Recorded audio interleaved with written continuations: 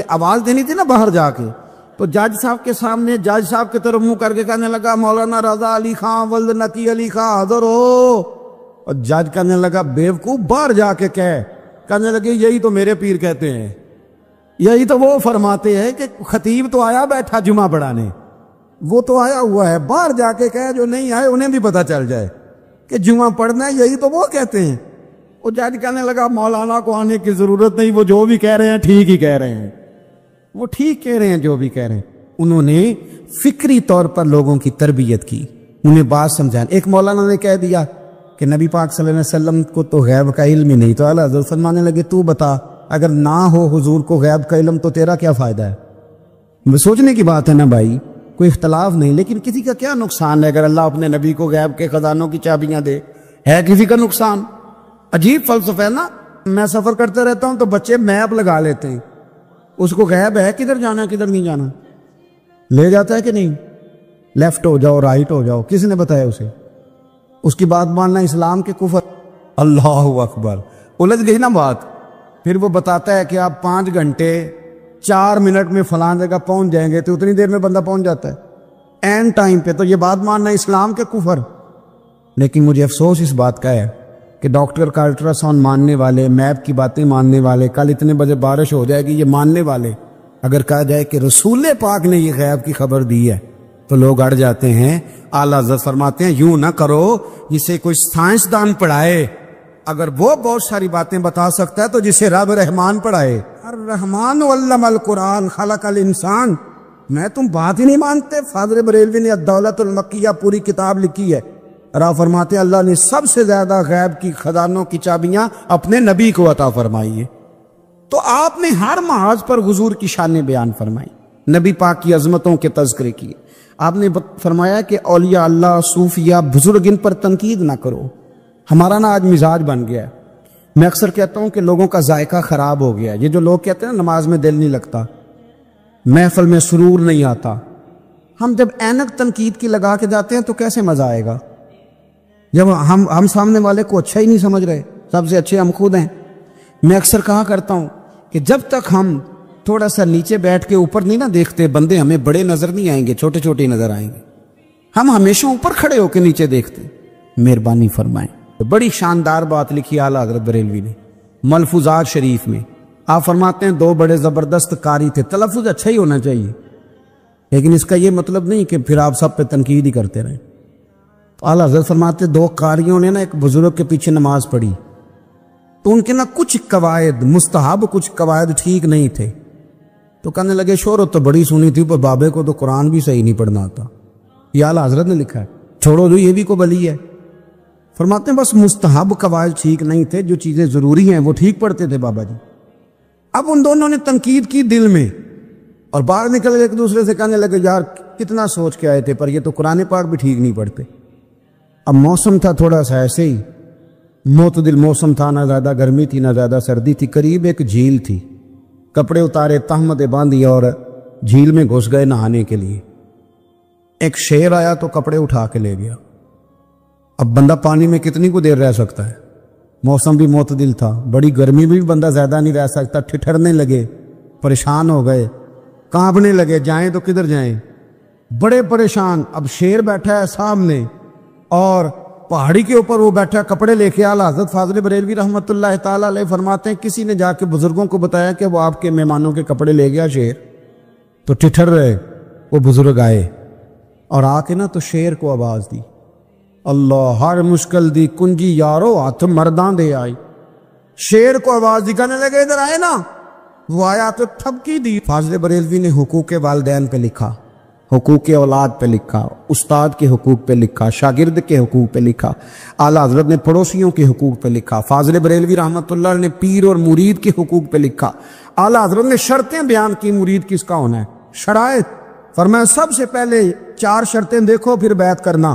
پہلی بات یہ کہ وہ بندہ اتنا عالم ہے کہ ضرورت کے مسئلے بتا سکے، جاہل کی بیعت جائز نہیں۔ اور دوسرے نمبر پہ فرمایا یہ بھی دیکھو کہ اعلانیہ گناہ تو نہیں کرتا، ظاہری طور پر شریعت کا پابند ہے۔ تیسرے نمبر پر یہ دیکھو اس کا سلسلہ متصل ہے، باقاعدہ کسی سے مرید ہوا ہے، سلسلہ اوپر تک صحیح چل رہا ہے۔ اور فرمایا چوتھا یہ ضرور یاد رکھنا کہ خلیفہ مجاز ہو، کسی شیخ کامل نے اسے اجازت بھی اپنی مرضی سے نہ بن کے بیٹھ گیا ہو کہ مجھے تعویذ مل گئے ہیں، یہ نہ ہو۔ فرمایا ان چیزوں کو دیکھو اور پھر پوری پابندیاں لگائیں۔ کسی نے پوچھا پیر اور مریدنی کا پردہ ہے؟ تو اعلیٰ حضرت فرمانے لگے نبی پاک کی جو بیویاں ہیں نا وہ مومنوں کی مائیں ہیں، ان کو قرآن نے مائیں کہا ہے، تو اگر اس ماں کا بیٹے سے پردہ ہے تو پھر مریدنی کا پیر سے پردہ کیوں نہیں؟ فرمایا واجب ہے مریدنی کے لیے پیر سے پردہ کرنا، واجب ہے۔ آپ کو ایک بزرگ تھے، انہوں نے اپنے ہاں جلسے پہ بلایا، جب آپ پہنچے تو وہ عورتوں کو ننگے منہ تعویذ دے رہے تھے، آپ نے دور سے دیکھا تو واپس آ گئے، وہ دوڑے پیچھے کہنے لگے مولانا کچھ تو خیال کریں، لوگ کیا سوچیں گے، ایسے چلے گئے؟ تو آپ فرمانے لگے شاہ جی آپ نبی پاک کی شریعت کا خیال نہ کریں تو میں آپ کا خیال کروں؟ شریعت اسلامیہ کا خیال نہیں کر رہے، بے پردہ عورتوں میں بیٹھے ہو۔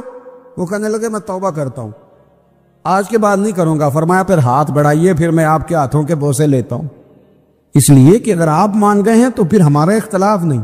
ساری زندگی دین کی پہرے داری کی۔ اعلیٰ حضرت رحمت اللہ علیہ نے آج سے 150 سال پہلے کہا تھا مسلمان اپنے بینک قائم کریں، اپنا سرمایہ۔ ایک جو باتیں آج کر رہے ہیں نا آپ کے لوگ دانشور، وہ 125 سال پہلے کہا تھا کہ اپنے بینک بناؤ، آپس میں مسلمان تجارت کریں۔ فرمایا اپنا پیسہ ایک دوسرے پر خرچ کرو، غریبوں کو وظائف دو، وہ سارے طریقے اپناؤ جو صحابہ نے اور محبوب کریم نے ہمیں عطا فرمائے۔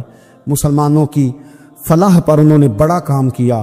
وہ زمان اقبال پہلے کہا کرتے تھے سارے جہاں سے اچھا ہندوستان ہمارا، پھر اللہ نے توفیق دی تو کہنے لگے نہیں خاص ہے ترکیب میں قوم رسول ہاشمی۔ اعلیٰ حضرت اسی زمانے سے کہہ رہے تھے نہیں بھائی جو مصطفیٰ کے غلام ہیں ان کا منصب اور معیار الگ ہے، بڑی محبت سے زندگی گزاری، اللہ سے بڑا ڈرتے تھے۔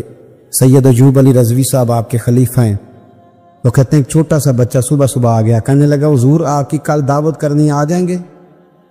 آپ نے فرمایا آ جاؤں گا۔ کہنے لگا میں یتیم ہوں، باپ میرا فوت ہو گیا اور میرا بڑے دل کرتا ہے آپ سے محبت ہو گئی۔ فرمایا کب آؤں؟ اس نے کہا کل آ جانا۔ کیا کھلاؤ گے؟ تو چنے کی دال اس نے جھولی میں ڈالی، کہنے لگا حضور میں لے آیا اور رات کو بھگاؤں گا، کل آپ کو کھلاؤں گا۔ آپ بیمار رہتے تھے، دوپہر کو سوجی کے بسکٹ کھایا کرتے تھے۔ سید صاحب کہتے ہیں جب وہ جانے لگا تو اعلیٰ حضرت فرمانے لگے اگر اجازت دو تو ایک بندہ ساتھ لے آؤں؟ کہنے لگا لے آؤ۔ فرماتے ہیں اس کے گھر گئے تو اندر بیٹھنے کی جگہ بھی نہیں تھی۔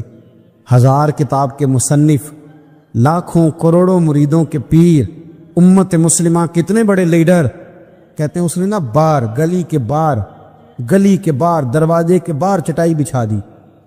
کہنے لگا حضور اندر جگہ نہیں ہے، میری اماں ہے اور آپ عورتوں سے بڑا پردہ کرتے ہیں۔ اعلیٰ حضرت باہر بیٹھ گئے زمین پہ، اس کو کہتے ہیں لاجپال پیر۔ باہر بیٹھ گئے، وہ چنے کی دال لایا اور باجرے کی موٹی روٹیاں۔ آپ کو تکلیف رہتی تھی پیٹ میں، آپ وہ چیزیں استعمال نہیں کرتے تھے، پر 1.5 روٹی کھائی۔ کھانے کے بعد کا جائیں، کہنے لگا نہیں میری اماں آگ جلا رہی ہے، چائے پی کے جانا۔ وہ چائے آئی، جو بندہ سڑک سے گزرتا حضور یہاں بیٹھنے، فرمایا جاؤ کام کرو، دعوت ہماری ہے تمہاری نہیں، جاؤ اپنا کام کرو۔ وہاں بیٹھ کے کھانا کھایا۔ جب واپس نکلے تو اس بچے نے اجازت دی جائیے۔ واپس آئے تو کچھ چہرے پہ کمزوری کے آثار تھے، کچھ تکلیف پیٹ میں شروع ہو گئی۔ سید صاحب کہنے لگے حضور آپ نے کیا کیا؟ بیمار ہو جائیں گے۔ فرمانے لگے ایوب علی یار بیماری تو ٹھیک ہو جائے گی، پر تو نے دیکھا نہیں یتیم کا دل کتنا راضی ہو گیا ہے، کتنا راضی ہو گیا اس کا دل۔ دنیا میں کیوں نہ نبی پاک کی غلامی میں آ جائیں۔ وہ کہتے تھے دنیا، اعلیٰ حضرت نے کتاب لکھی ہے الامن والعلا، اس میں آپ فرماتے ہیں جو حضور کی پناہ میں آ جاتا ہے نا وہ بچ جاتا ہے۔ اللہ کرے آپ کو سمجھ آئے میری بات کی۔ جو حضور کی پناہ میں آ جاتا ہے، وہ جو دنیا دار رہتا ہے، مالدار رہتا ہے، حضور کی پناہ میں نہیں آتا وہ بے سکون رہتا ہے۔ فرماتے یہاں دنیا میں بھی حضور کی پناہ میں آ جاؤ، آج لے ان کی پناہ۔ اور آج دلیل آپ نے ابن ماجہ کی حدیث لکھی ہے، حضرت تمیم داری حدیث کے راوی ہیں، اعلیٰ حضرت نے لکھی ہے۔ فرماتے ہیں جو حضور کی پناہ میں آیا بچ گیا۔ دلیل دیتے ہیں، فرمایا انسان جانور بھی آتے تھے تو بچ جاتے تھے۔ حضرت تمیم داری رضی اللہ تعالیٰ عنہ فرماتے ہیں کہ ہم کھڑے تھے، ایک اونٹ دوڑتا ہوا آیا، نبی کریم صلی اللہ علیہ وسلم کے پہلے اس نے قدموں پہ سجدے کیے۔ صحابہ کہنے لگے حضور ہمیں بھی اجازت دیں۔ فرمایا وہ تو بے زبان ہے، اسے تو پتہ کوئی نہیں، پیش نظر ہے وہ نو بہار، سجدے کو دل ہے بے قرار، روکیے سر کو روکیے، یہی تو امتحان ہے۔ فرمایا اسے کیا پتا، تم تو مکلف ہو شریعت کے، تمہیں اجازت نہیں ہے۔ اور اعلیٰ حضرت نے 2 ٹوک لکھا ہے، فرمایا سوائے خدا کے کسی کو تعظیمی سجدہ بھی حرام ہے۔ یہ نوٹ کر لیں میری بات۔ اور اعلیٰ حضرت نے فتاوی رضویہ میں لکھا ہے کسی قبر پہ جاؤ تو 4 ہاتھ دور کھڑے رہو۔ اللہ کرے آپ کو سمجھ آئے، کتنے ہاتھ؟ 4 ہاتھ دور کھڑے رہو، سورۃ فاتحہ پڑھو، درود شریف پڑھو، جس قبر پہ گئے ہو ان کی روح کو اصال ثواب کر، ان کے وسیلے سے دعا مانگو۔ اعلیٰ حضرت فرماتے ہیں قبر کو سجدہ بالاتفاق حرام ہے، طواف قبر کا کرنا بالاتفاق حرام ہے، بوسہ لینے میں اختلاف ہے کہ جائز ہے کہ ناجائز ہے، لیکن بوسے سے بھی چونکہ شک پڑتا ہے تو فرماتے ہیں احمد رضا کی رائے یہ ہے کہ بوسہ لینے سے بھی بچا جائے۔ وہ آ گیا تو اس سے اگلی باتیں کرتا، بس خاموش رہ، باادب رہ اور پیچھے رہ۔ تو حضرت تمیم داری کہتے ہیں یہ حدیث اعلیٰ حضرت نے لکھی ہے لمن والغلا میں، فرماتے ہیں کہ اونٹ نے پہلے سجدہ کیا، قدم چومے، پھر اس نے حضور کے کان میں کوئی بات کہی، روزے دے دوالے نے غلاماں دیاں ٹولیاں، ایک پیا سندا کروڑاں دیاں بولیاں، یعنی اونٹ نے بات کی تو حضور نے وہ بھی سن لی۔ اعلیٰ حضرت کہتے ہیں جو پناہ میں آتا ہے بچ جاتا ہے۔ کہتے ہیں رسول کریم نے نا اونٹ کی پشت پہ ہاتھ پھیرا اور اللہ کے محبوب فرمانے لگے فکر نہ کر، اب تو آ گیا ہے نا تو جیسے تو کہے گا ویسے ہی ہو جائے گا، جیسے تو کہے گا ویسے ہی۔ ابن ماجہ میں موجود ہے، پر میں چونکہ فاضل بریلوی رحمۃ اللہ علیہ کی کتاب سے پیش کر رہا ہوں الامن والعلا سے، تو میں اسی انداز میں پیش کر رہا ہوں جس انداز میں وہاں ہے۔ حضرت تمیم داری کہتے ہیں کہ ہماری سمجھ میں بات کوئی نہ آئی، تھوڑی دیر گزری تو کچھ لوگوں نے ہاتھوں میں رسیاں پکڑی ہیں، خنجر پکڑے ہیں، دوڑے آئے، یا رسول اللہ یہ ہمارا اونٹ ہے۔ حضرت تمیم داری کہتے ہیں میں نے دیکھا کہ جب وہ آ گئے نا خنجر لے کے تو اونٹ حضور کے پیچھے چھپ گیا۔ آج لے ان کی پناہ، آج مدد مانگ ان سے، وہ حضور کے پیچھے چھپ گیا۔ تو کہتے ہیں کہ نبی کریم صلی اللہ تعالیٰ علیہ وسلم نے فرمایا کیا مسئلہ ہے بھائی؟ یا رسول اللہ ہمارا اونٹ ہے، ذبح کرنے لگے تھے دوڑا ہے۔ تو حضور فرمانے لگے وہ تو تمہاری شکایت کر رہا ہے۔ وہ کہتا ہے یا رسول اللہ میں نے برسوں ان کی نوکری کی، برسوں میں نے بڑی نوکری کی۔ صحیح کہتا ہے یا رسول اللہ؟ ٹھیک کہتا ہے حضور، اب بوڑھا ہو گیا ہوں، تھوڑا زیادہ بوجھ نہیں اٹھا سکتا، تو مجھے ذبح کر کے کھانا چاہتے ہیں، میں مرنا نہیں چاہتا۔ نبی کریم فرمانے لگے اچھے لوگ یہ صلہ دیتے ہیں؟ اور نے عرض کی حضور آپ حکم کر دیں، ہم اس کو چھوڑ دیتے ہیں یا رسول اللہ، نہیں ذبح کریں گے، خدمت کریں گے۔ حضور فرمانے لگے نہیں، اب میرے پاس آیا ہے نا، اب میں نے واپس نہیں کرنا، آج ہو گیا ہے، آج لے ان کی پناہ، آج مدد مانگ ان سے، آج ہو گیا یا رسول اللہ پھر رکھ لیں۔ حضور نے فرمایا نہیں بھائی پیسے بتاؤ کتنے؟ یا رسول اللہ نہیں کچھ نہیں۔ نبی کریم علیہ السلام نے فرمایا نہیں، بتاؤ کتنے، بتاؤ کتنے؟ انہوں نے کہا حضور ایک دفعہ ریٹ لگایا تھا تو 100 دینار لگا تھا۔ حضور نے فرمایا بلال دے دو 100 دینار، 100 دینار دے دیا۔ اعلیٰ حضرت فرماتے ہیں دیکھو ان کی پناہ میں آنے کی برکتیں کتنی ہیں۔ ان سے کہا تم جاؤ، وہ چلے گئے۔ حضور نے پشت پہ ہاتھ پھیرا، فرمایا جا تو آزاد ہے۔ حضرت تمیم داری کہتے ہیں وہ پہلے گیا پھر پلٹ کے آیا، اس نے نبی پاک کے کان میں کو بات کی، کئی باتیں کی، پر میں ایک بات کرتا ہوں، کئی باتیں کی، ایک بات کی تو حضور رو پڑے، اونٹ چلا گیا۔ ہم نے عرض کی حضور یہ کیا کہہ گیا ہے؟ تو محبوب فرمانے لگے یہ کہہ گیا یا رسول اللہ جس طرح آپ نے مجھے چھری سے بچایا ہے، میں دعا کرتا ہوں اللہ آپ کی امت کو جہنم سے محفوظ فرمائے، اللہ جہنم سے بچائے آپ کی امت، جس طرح مجھے چھری سے آپ نے محفوظ کیا۔ اعلیٰ حضرت فرماتے ہیں کن چکروں میں پڑے ہوئے ہو، کن چکروں میں؟ پیسوں کی پناہ لیتے ہو، عہدوں کے پیچھے چھپتے ہو، دولت کے پیچھے چھپتے ہو، تعلقات کے پیچھے چھپتے ہو، پر میں مصیبت آئے گی تو یہ سارے ہٹ جائیں گے۔ اگر پناہ لینی ہے تو مدینے والے محبوب کی پناہ لو، دروازے رسول پہ آؤ، نبی کریم کی بارگاہ میں جھکو، حضور سے پیار کرو۔ اعلیٰ حضرت فرماتے ہیں محبوب کا ادب کرو، رسول اللہ کی غلامی کرو۔ فرماتے ہیں پھر کے گلی گلی تباہ، ٹھوکریں سب کی کھائے کیوں، دل کو جو عقل دے خدا تو تیری گلی سے جائے کیوں۔ اور فرمانے لگے جان ہے عشق مصطفیٰ، روز فزوں کرے خدا، جس کو ہو درد کا مزہ وہ ناز دوا اٹھائے کیوں، جس کو ہو درد کا مزہ وہ ناز دوا اٹھائے کیوں۔ انہوں نے محبوب کریم کی محبت کا پیغام دیا، صحابہ کی محبت کا، بولیے، صحابہ کی محبت کا پوری کتاب لکھی حضرت صدیق اکبر جناب عمر کے فضائل پر. اور مزے کی بات یہ ہے کہ اعلیٰ حضرت نے نا اردو شاعروں میں سے کسی کو توفیق نہیں ہوئی حضور کو شہنشاہ کہنے کی. اعلیٰ حضرت نے کہا میرے نبی شہنشاہ ہیں. دلیل کیا دی؟ فرمانے لگے پڑھو ترمذی. حضور نے فرمایا میرے 2 وزیر زمینوں میں ہیں 2 آسمانوں میں. زمین کے 2 وزیروں کے نام ابو بکر اور عمر ہیں. آسمان کے 2 وزیر ہیں جبریل اور میکائیل.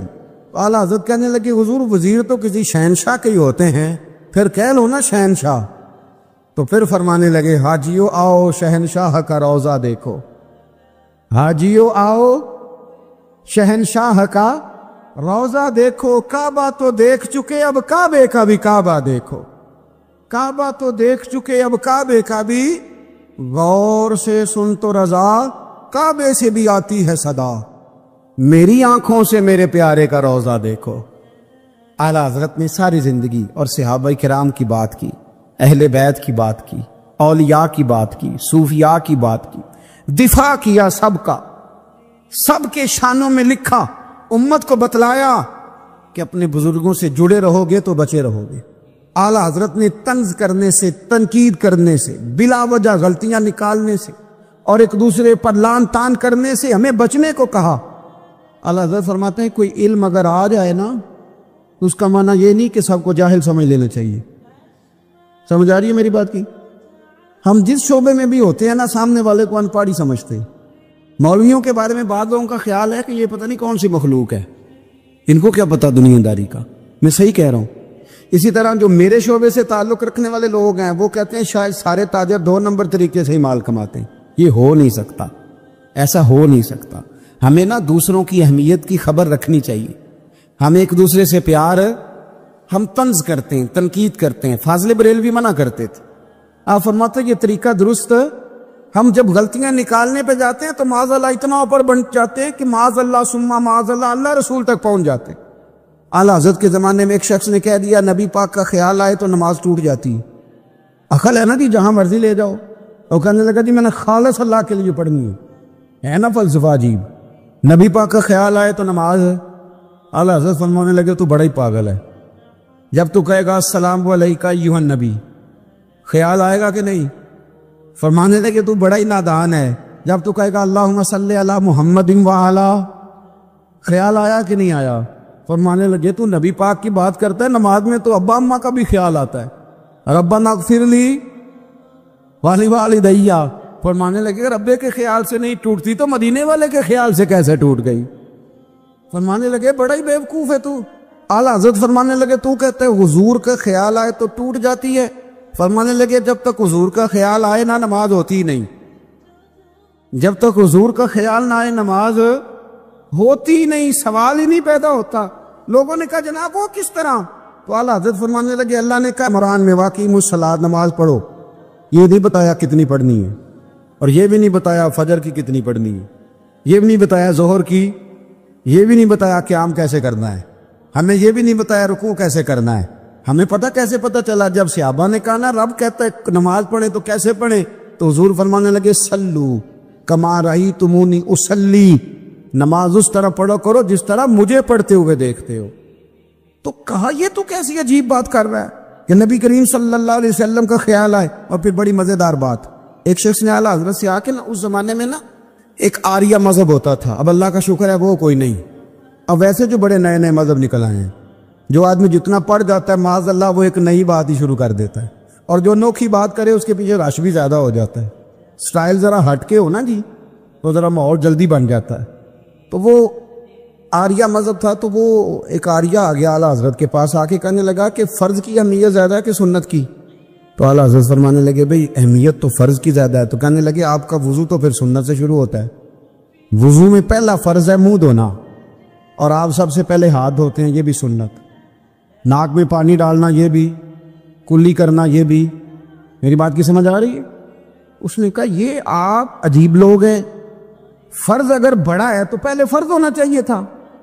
سمجھ آ رہی ہے میری بات کی؟ لوگ دین پر بڑے بڑے مختلف اعتراضات کرتے ہیں نا. اس نے کہا جی پہلے ہونا چاہیے تھا فرض. تو منہ دھونا فرض ہے، آپ نے گھٹنوں تک ہاتھ دھوئے. اب یہ جو آپ نے ہاتھ دھو یہ بھی سنت. کلی کری تو وہ بھی سنت، ناک میں پانی ڈالا تو وہ بھی سنت، تو آپ تو چوتھے نمبر پہ فرض ادا کر رہے۔ تو اعلیٰ حضرت فرمانے لگے تم اصل میں محبوب کا غلام نہیں نا، ہاں تجھے کیا بتاؤ یہ بات کیا ہے، تو بیٹھ جا ہم سے سن، ہم تجھے بتاتے ہیں۔ اس نے کہا جی کیا مطلب؟ فرمانے لگے یہ محبوب جو ہے نا ہمارے، یہ ہمیں بڑی جگہوں سے بچاتے ہیں، یہ بچا بچا کے فرائض تک لے جاتے ہیں۔ کیا کیا مطلب؟ کہنے لگے حضور نے ہمیں کہا ہے کہ پہلے نا ہاتھ دھو لو، پتہ چل جائے پانی زیادہ گرم تو نہیں، منہ جالی نہ جائے، پہلے نا دیکھ لو۔ فرمایا پھر ناک میں ڈال کے پتہ کرا لو کہ اس میں سے بدبو تو نہیں آتی، سنت بھی ادا ہو گئی، پتہ بھی چل گیا بو تو نہیں آ رہی، اور فرمایا پھر منہ میں ڈال کے چکھ لو کہ بد ذائقہ تو نہیں۔ اب یہ 3 سنتیں ادا کر کے تم فرض ادا کرو گے تو اللہ بھی راضی ہوگا، اللہ کے رسول بھی راضی ہوں گے۔ نبی کریم علیہ السلام کے صحابی حضرت ابو ہریرہ رضی اللہ تعالیٰ عنہ فرماتے ہیں کہ حضور سید عالم علیہ السلام کے پاس میں بیٹھا تھا تو چند نوجوان حضور کے پاس بیٹھے تھے، جہاں ہم بیٹھے تھے وہاں جگہ کچھ تنگ تھی۔ ایک بزرگ آ گئے سفید داڑھی والے، انہوں نے سلام لی، نبی پاک علیہ السلام نے سلام کا جواب دیا تو حضور نے نوجوانوں پہ 2-3 دفعہ نظر ڈالی، وہ بیٹھے رہے، ان کو جگہ نہیں دی، تھوڑے سمٹے نہیں۔ تو کہتے ہیں رسول پاک علیہ السلام نے بات کی تو میں کانپنے لگا۔ اللہ کے حبیب نے فرمایا من لم یرحم صغیرنا ولم یعکر کبیرنا فلیس منا، فرمایا جس کو چھوٹے پہ شفقت نہیں کرنی آتی اور جس کو بڑے کی عزت نہیں کرنی آتی اس کا تو ہم سے تعلق ہی کوئی نہیں، فلیس منا، وہ ہم میں سے۔ فرمایا وہ آئے تم نے جگہ ہی نہیں دی، سفید داڑھی والے شخص کا اکرام نہیں کیا، اس کو تم نے جگہ ہی نہیں دی۔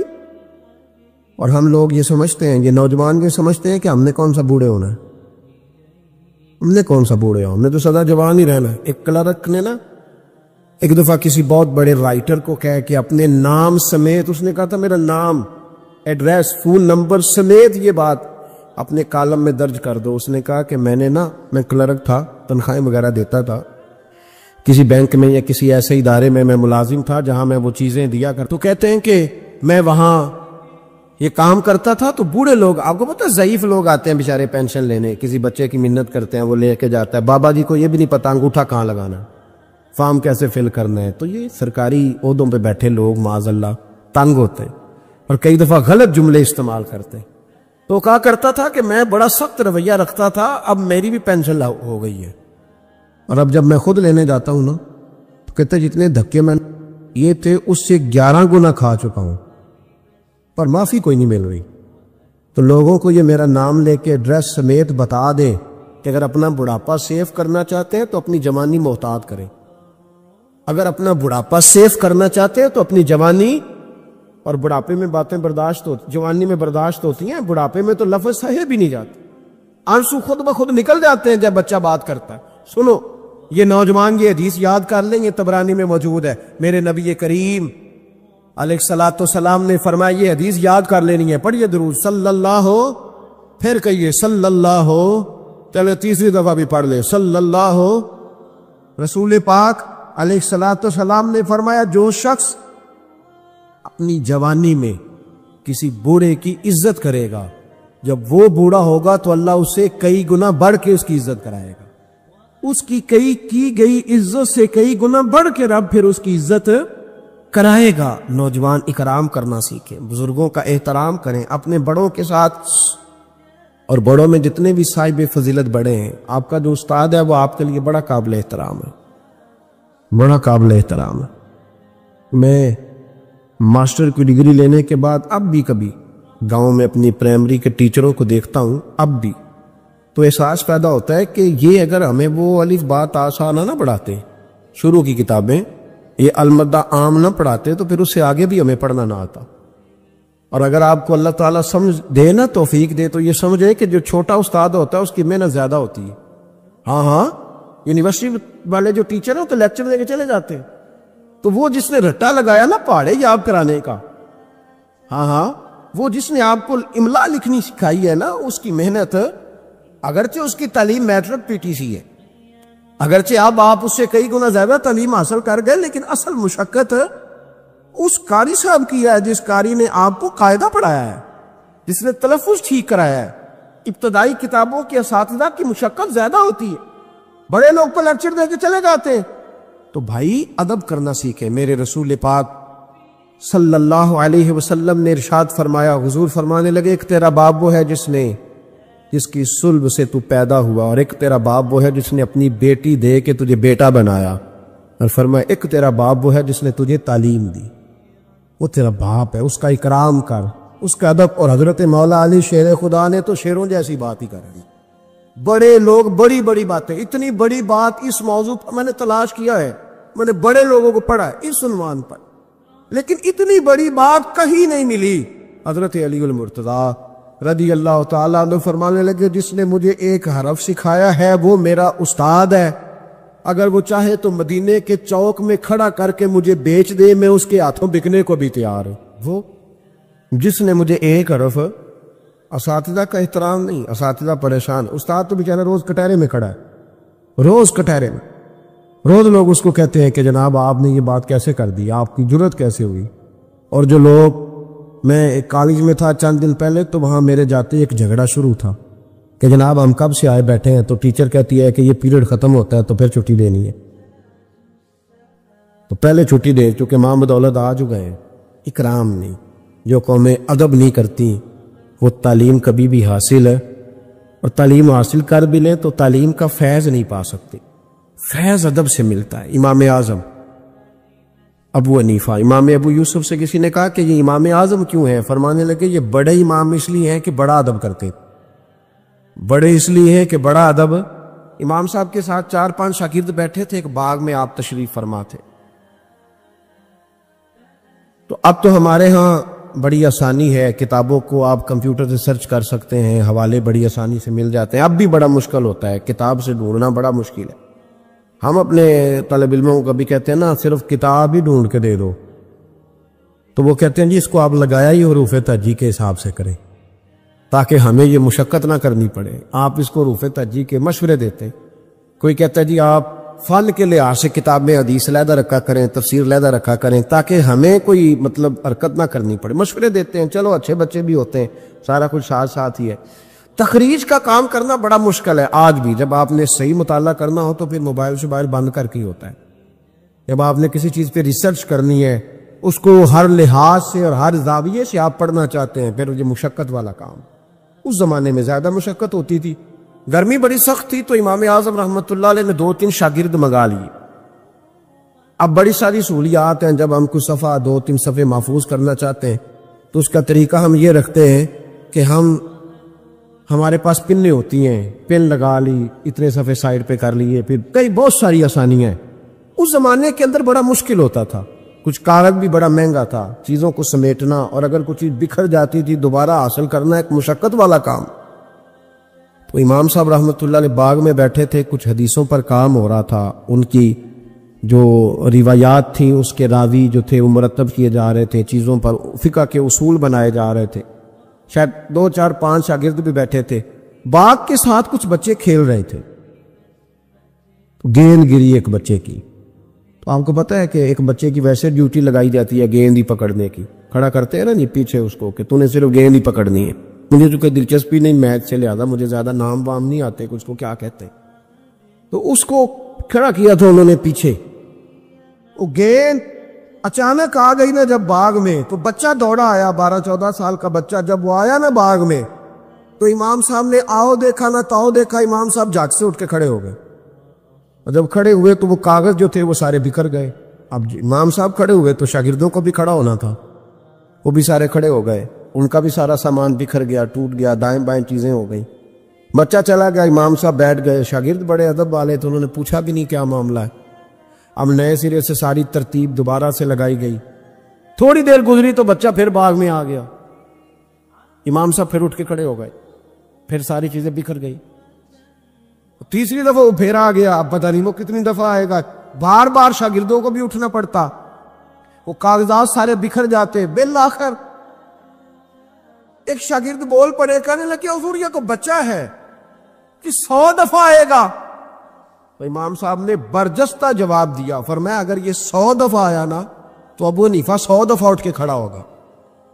میں کھڑا ہوں گا، تمہیں تو نہیں نا پابند کر رہا. کہ حضور ماجرا کیا ہے، کون ہے یہ بچہ؟ تو امام صاحب فرمانے لگے یہ میرے استاد کا پوتا ہے. یہ میرے شیخ کا پوتا ہے، میرے مرشد کا پوتا ہے، اصلہ نال جے نیکی کریے تے او نسلاں تاک نہیں بھول دے، ہاں بے اصلہ نال نیکی کریے تے پھل کنڈیاں نال تول دے۔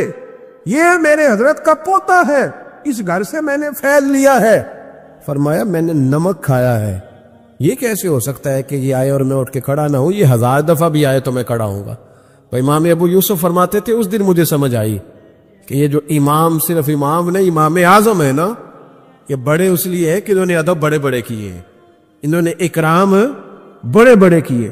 ہمارے ہاں تو اب اتنی پریشانی والا معاملہ، اتنی پریشانی والا سوچ نہیں سکتے، بالخصوص وہ لوگ جن کا بڑا ملت میں اکرام ہونا چاہیے تھا، بڑا اکرام۔ مجھے صحیح بتائیں کہ ایک مستند قرآن و سنت جاننے والا عالم کسی ولیمے میں جائے اور ساتھ ہی اب میں نے جائے تو قدر کس کی زیادہ ہو رہی ہوتی ہے، ہونی کس کی چاہیے؟ یہ تکلیف والا معاملہ ہے، تکلیف والا۔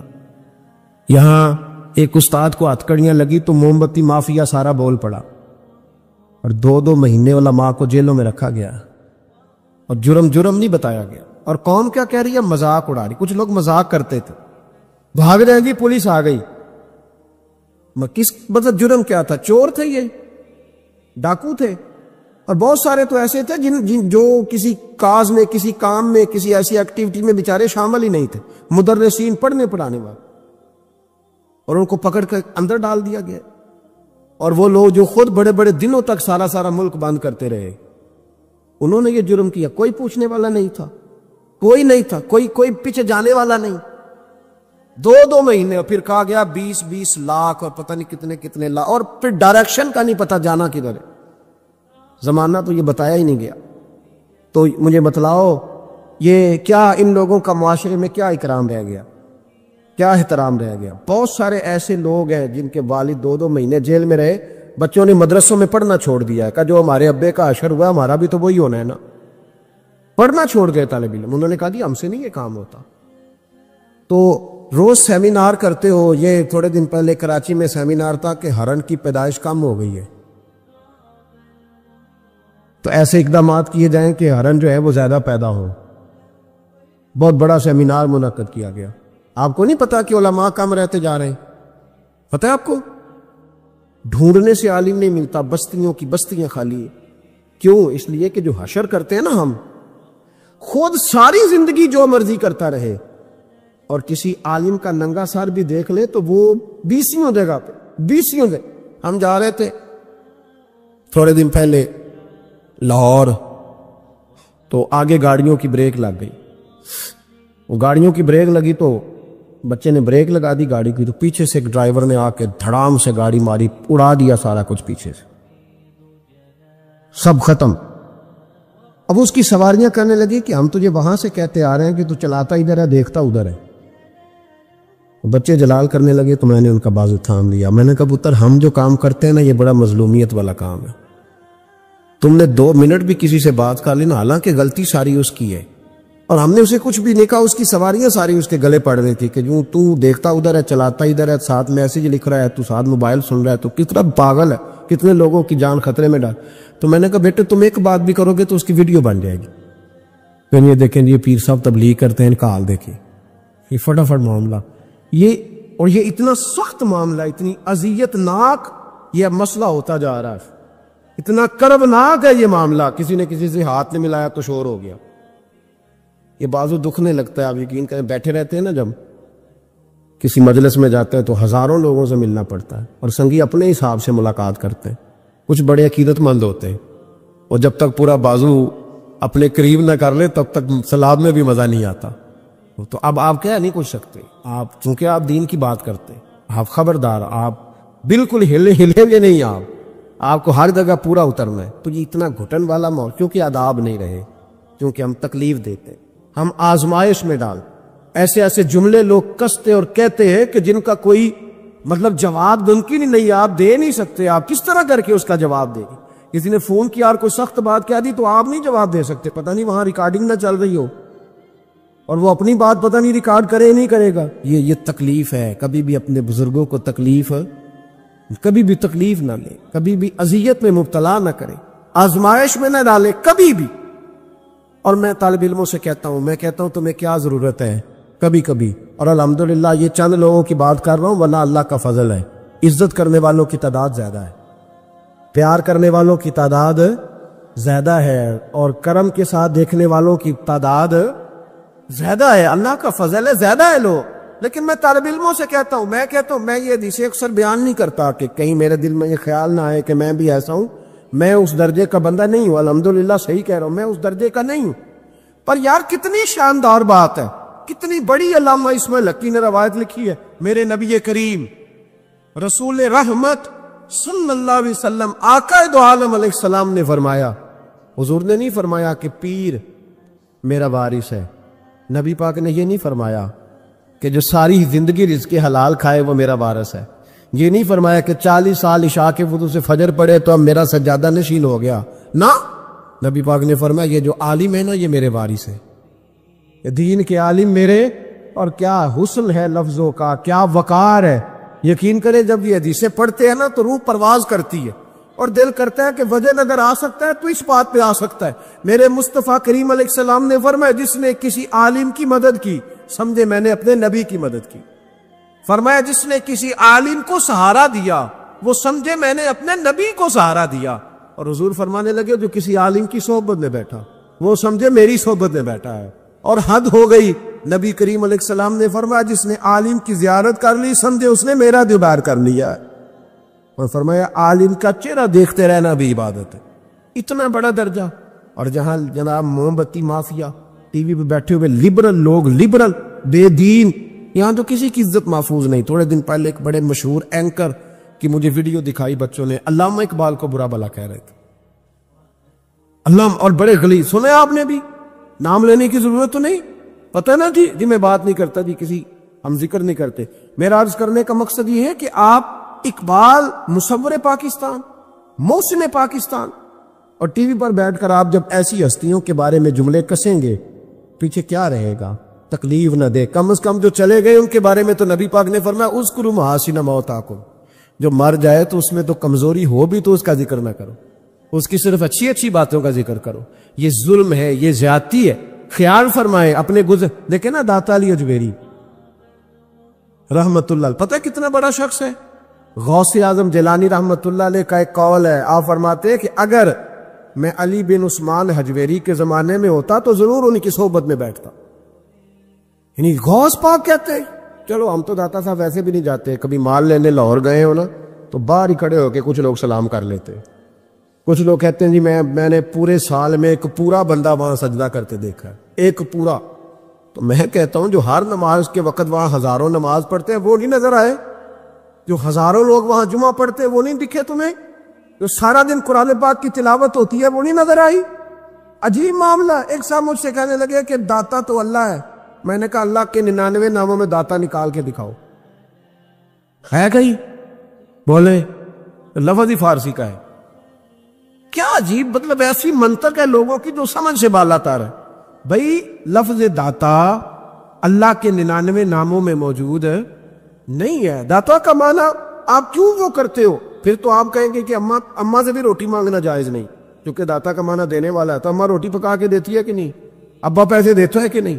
عجیب فلسفہ ہے لوگوں کا، ہر بات کا الٹ مطلب۔ بزرگوں تک کو لوگ تکلیف دیتے ہیں، اذیت دیتے، آزمائش میں مبتلا کرتے ہیں، اور ایسی ایسی اعلیٰ حضرت فاضل بریلوی رحمت اللہ علیہ کے چھوٹے صاحبزادے تھے، حضور مفتی اعظم ہند مولانا مصطفیٰ رضا خان صاحب رحمت، 1.25 کروڑ آدمی مرید تھا، اور حضرت کے لاکھوں میں محدثین شاگرد تھے، لیکن تنقید کرنے والوں کو موقع مل جاتا ہے نا۔ حضرت بڑی دور گئے تھے ایک جگہ پہ، بڑی دور، تو ایک سیٹھ صاحب کہنے لگے کہ میرا بڑا دل کرتا ہے کہ وہ میرے گھر میں قیام کرے، بڑی میری خواہش ہے۔ چلو ٹھیک ہے آپ کے گھر قیام کرتے ہیں۔ حضور مفتی اعظم نا رات کو ان کے گھر میں قیام کیا۔ اب مسافر کے لیے تو اللہ تعالیٰ نے نماز عادی کر دی ہے، 4 فرضوں والی نماز ہے تو رب کریم نے 2 فرض کر دی، سنتوں اور نفلوں میں اجازت دے دی، پڑھے کوئی تب بھی ٹھیک ہے، نہ پڑھے تب بھی ٹھیک ہے۔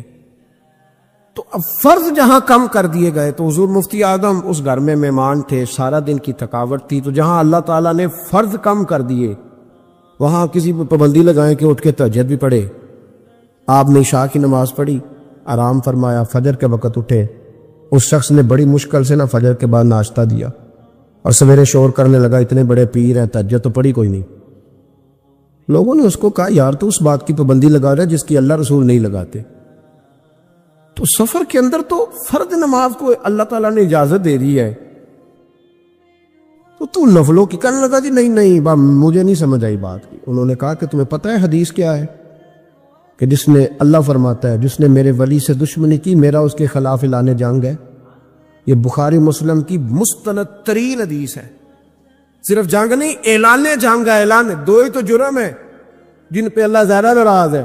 ایک کا سود نہ چھوڑا تم نے تو میں جنگ کروں گا، اور ایک کا میرے ولی سے دشمنی کی تو میں تمہارے خلاف اعلان۔ اس حدیث کی ایک عرب بھی کمزور نہیں، سند بھی کمزور نہیں، متن اتنی تگڑی حدیث۔ حضرت معاذ ابن جبل رضی اللہ تعالیٰ عنہ نبی پاک صلی اللہ علیہ وسلم کے روزے پر بیٹھ کے رو رہے تھے، یہ ابو داؤد شریف کی حدیث۔ حضرت عمر آگے کا روتے کیوں ہو؟ فرمانے لگے مجھے دو حدیثوں نے پریشان کر دیا ہے۔ ایک تو نبی پاک نے فرمایا چھوٹی سی ریاکاری بھی شرک ہے، اگرچہ شرک اصغر ہے پر انسان سے غلطی ہو ہی جاتی ہے، اور دوسرا حضور نے کہا ہے کہ جس نے ولی سے دشمنی کی میرا اعلان جنگ ہے۔ تو عمر مجھے کیسے پتا چلے گا کہ کون ولی ہے؟ حضرت عمر نے کہا بہتر یہ ہے کہ تو سب کی عزت کیا کر، سب کا اکرام کر۔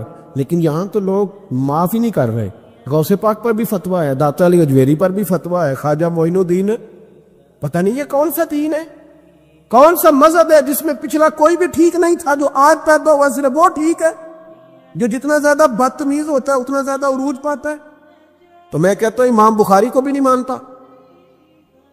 کیوں مانا تو نے امام بخاری کو؟ امام بخاری کو مانو گے تو بخاری مانو گے، امام مسلم کو مانو گے تو مسلم شریف کو۔ کیا فلسفہ ہے؟ بغیر کسی امام کے تو حدیث تک پہنچ ہی نہیں سکتا، جانا ڈائریکٹ جا کے لے نبی پاک سے حدیث، امام بخاری کے بخیر لے تیرا پتہ چلے۔ جب امت میں جتنے لوگ گزر گئے سینکڑوں سالوں میں وہ سارے غلط تھے، جو آج پیدا ہوا وہ ٹھیک ہے۔ کوئی ٹی وی پہ بیٹھ گیا، کوئی یوٹیوب پہ بیٹھ گیا، سارے غلط تھے جی میں نئے آیا ہوں میں ٹھیک ہوں، یہ کیسے ہو سکتا ہے؟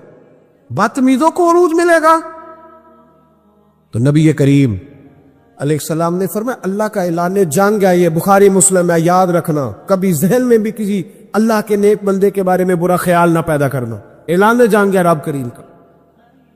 تو کہنے لگا جی تہجد ہی نہیں پڑھی۔ لوگوں نے بڑا سمجھایا کہ یار کوئی بات تو نے غیر شرعی دیکھی ہے تو وہ کر، لیکن تو جہاں بیٹھتا ہے غیبت کرتا ہے، جہاں بیٹھتا ہے کوئی غیر شرعی بات دیکھی ہے تو بیان کر۔ ہم کہنے لگا جی نہیں، چونکہ بڑا سیٹ تھا، جب اسے اتنی زیادہ بات کی تو حضور مفتی اعظم ہند کو تکلیف ہوئی، جاگ رہے ہیں ہم لوگ، آپ رو پڑے، فرمانے لگے اسے ایسا نہیں کرنا چاہیے تھا، میری کوئی غلط بات دیکھتا تو تبصرہ کرتا، آپ کی آنکھوں میں آنسو کیا آئے، اس کے گھر میں تو آگ لگ گئی، کہتا ہے صرف وجود کے کپڑے بچے باقی ہر شے جل گئی، اور پھر میں 2 سال محنت کرتا رہا کہ دوبارہ میرا گھر میرا کاروبار مضبوط ہو جائے، نہ ہو سکا۔ پھر ایک دن تڑپا، کسی نے کہا وہاں چلا جا معافی لے لے، تجھے پتا ہے جب کوئی ولی کا بے ادب ہوتا ہے تو پھر رب اس کا کیا حال کرتا ہے، وہاں چلا جا بچ جائے گا۔ آیا حضور مفتی اعظم کی خدمت میں، دروازے پہ داخل ہوا تو آپ فرمانے لگے تو نے اچھا کیا تو آ گیا، اور اب تجھے معافی مانگنے کی ضرورت نہیں، جا میں بغیر معافی مانگے ہی تجھے معاف کرتا ہوں۔ وہ کہتا ہے اگلے دن سے ہی میں نے اپنا رویہ، حضرت جنید بغدادی، یہ داتا صاحب نے لکھا ہے، حضرت جنید بغدادی نے نا ایک نوجوان کی تربیت کی، اسے ادھر دیکھیں میری طرف، جنید بغدادی نے اسے تعلیم دی، وہ اکثر آتا، آپ پڑھاتے، پیار کرتے، محبت کرتے، تھوڑی سی نا چند باتوں کی اسے خبر ہو گئی، علم ہو گیا، پھر آہستہ آہستہ اسے نورانی خواب بھی آنے لگ گئے، پھر آہستہ آہستہ اسے سمجھ لگنے لگ گئے کہ اب میں نہ کچھ ہوں۔ پرواہ کو نہیں ہوتی رب کریم کے بندے کو، موج کرے کوئی، ایک چاہت کرنے والا جاتا ہے تو کئی درجن اللہ عطا کرتا ہے، لیکن نہ صرف اتنی تکلیف ہوتی ہے کہ میری ہاتھوں کے تراشے ہوئے مٹی کے صنم آج بت خانے میں بھگوان بنے بیٹھے ہیں، یہ ذرا تکلیف ہوتی ہے کہ اس کو وہ پتھر جن کو سکھائی تھی قوت گویائی ہم نے، وہ جب بولنے لگے تو ہم پر ہی برس پڑے، یہ ذرا اچھا نہیں لگتا، یہ تکلیف ہوتی ہے کہ یہ کیا انداز ہوا، ہم ہی سے کھا کے ہماری بلی ہمیں ہی میں ہوں، یہ ذرا بات تھوڑی سی باتی، یہ ذرا اچھا نہیں لگتا، یعنی میرے ہاتھوں کے تراشے ہوئے مٹی کے صنم دیکھو آج بت خانے میں بھگوان بنے بیٹھے۔ تو وہ کہنے لگا کہ میں تو اب اوپر چلا گیا ہوں حضرت جنید بغدادی سے. کبھی کسی کو کوئی بات سناتا, کبھی کوئی سناتا, کہتا وہ تو ابھی وہی ہیں, تبلیغ کر رہے ہیں, یہ کر رہے ہیں, تو میں تو رات خواب میں فلانی جگہ بھی ہوا ہوں. تو بہت اونچا درجہ ہے میرا. وہ آہستہ آہستہ جب پر تھوڑے نکلے نا, انہوں نے کہا تو حضرت ہنس دیتے, مسکرا دیتے, کہتے چلو موج کریں, لیکن دل میں تکلیف ضرور تھی. ہوتی ہے تکلیف, کیا کرے, اللہ نے دل جو بنایا, اس میں بعض لوگوں کے بعض جملوں کی بڑی تکلیف ہے. کئی دفعہ تکیے پہ کچھ آنسو گر جاتے ہیں, رضائی پہ منہ دے کے نا کئی دفعہ بندہ روتا ہے کہ یار سارے کر لیتے, تجھے نہیں کرنی چاہیے. لیکن چلو خیر. ایک دن نا وہ زیادہ ہی بدتمیز ہو گیا. اس نے کہا میں نے مرشد کا امتحان لینا ہے, پتہ کرنا ہے آج کتنے پانی میں. اور شیخ سعدی فرماتے ہیں جب اللہ کسی کو رسوا کرنا چاہتا ہے نا تو اسے اپنے نیک بندوں کی پردہ داری پہ لگا دیتا. وہ جب ان کے پردے کھولنا چاہتا ہے پھر رب اسے رسوا کرتا ہے, پھر چوکوں چراہوں میں رسوا ہوتا ہے. آ گیا حضرت جنید بغدادی کے پاس دل میں سوال لے کے, آج میں نے امتحان لینا ہے. تو کہنے لگا حضور میں کچھ پوچھنے آیا ہوں. تو آپ فرمانے لگے جو تو جلال آ گیا نا, پہلے تو دور دور باتیں کرتا تھا, آج اس نے سامنے کر دی تو کام خراب ہو. جلال آیا حضرت کو, تو مجھ سے بات کرے گا, میری روٹی کھا کے, میرا نمک کھا کے, میرے ٹکڑوں پہ پال کے, مجھ سے تربیت لے کے میرے سامنے بات کرے گا. فرمایا تو چھوڑ, تیرے دل میں سوال کیا, میں بتاؤں تو کیا پوچھنے آیا ہے, تو فلانا فلانا سوال لے کے آیا تھا. لگا حضور ہاں. فرمایا بتا, جواب لفظوں میں لینا ہے کہ معنوں میں لینا ہے؟ کیونکہ حضرت جلال میں تھے تو کچھ نہ بول سکا. فرمانے لگے چل میں تجھے دونوں میں ہی دیتا ہوں, چل میں تجھے دونوں میں ہی دیتا ہوں, لفظوں میں بھی دیتا ہوں, معنوں میں بھی دیتا ہوں. معنی بھی دونوں میں لے دوں جواب. پھر حضرت جنید داتا صاحب نے لکھا, حضرت جنید بغدادی فرمانے لگے لفظوں میں جواب یہ ہے کہ تجھے شرم نہیں آئی, کاش تو میرا امتحان لینے سے پہلے اپنا امتحان لے لیتا. تو دیکھتا کہ تیری 40 سال کی زندگی کہاں گزری ہے, تو دیکھتا کہ تو کہاں کہاں کیا کیا کرتا رہا.